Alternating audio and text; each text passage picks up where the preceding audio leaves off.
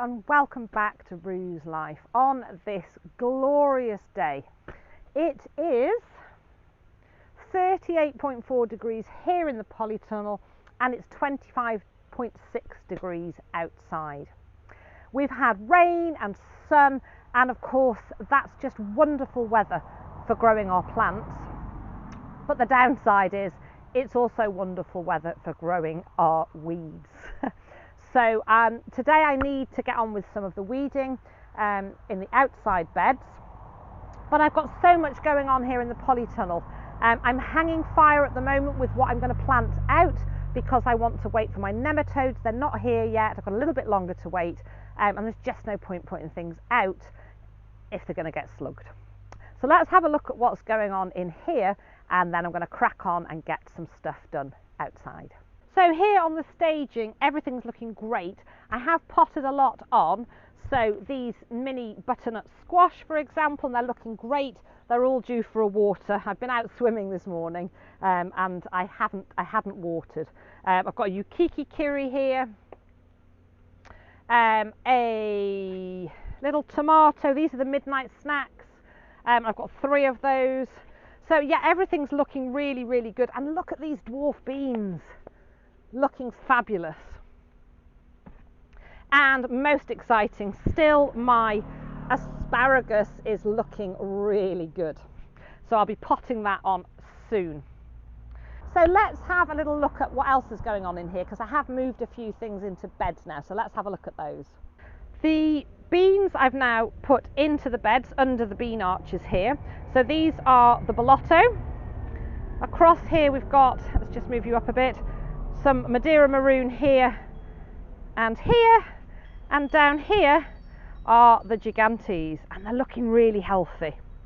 And then at this far end I've not long put out the Mizuna here, and this is the peppermint chard, and I'm hoping they're going to do really, really well.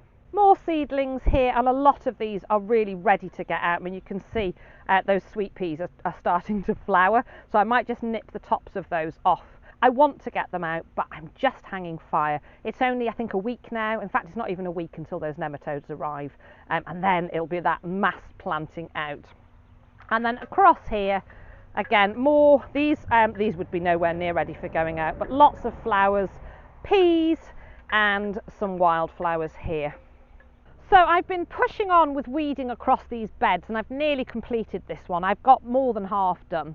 What I've also done is there were some onions, some red onions at the end of this bed, but because there wasn't actually that many of them, I've decided, I pulled them up early and I've used them as spring onions. They were absolutely delicious because it just didn't seem worth losing that end of the bed. So they went in at the same time. You're actually sitting in the onion bed at the moment as the bulk of my onions, and there was just a few left over, and I popped them in this end.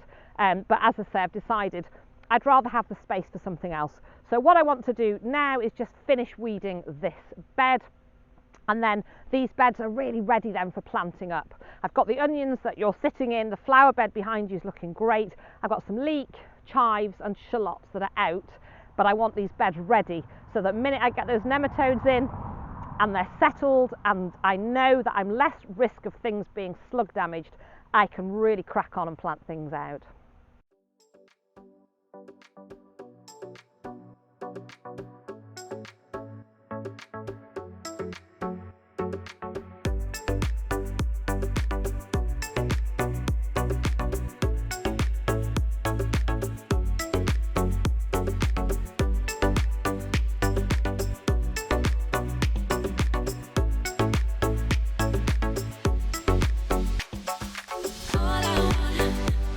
All I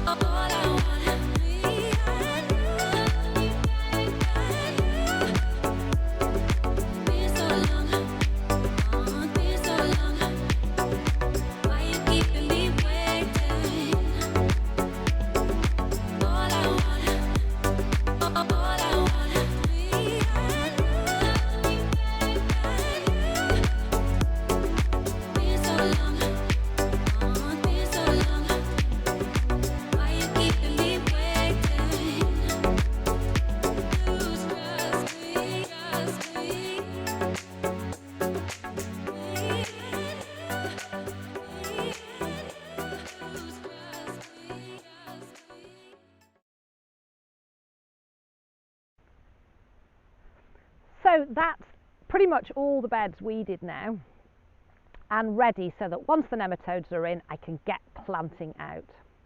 And the big question is, as a no-dig gardener, does it make a difference to the weeds that we have? Now, I do know of some no-dig gardeners who say they have little to no weeds at all, and that isn't the case here for me. Now, I put that down predominantly to the fact that this was a sheep paddock before I turned it into a plot, and this is my 6th season growing here. Now, I'm surrounded by fields and also grass verges, so there's always going to be weed seeds floating around in the atmosphere, but also deep within the soil structure.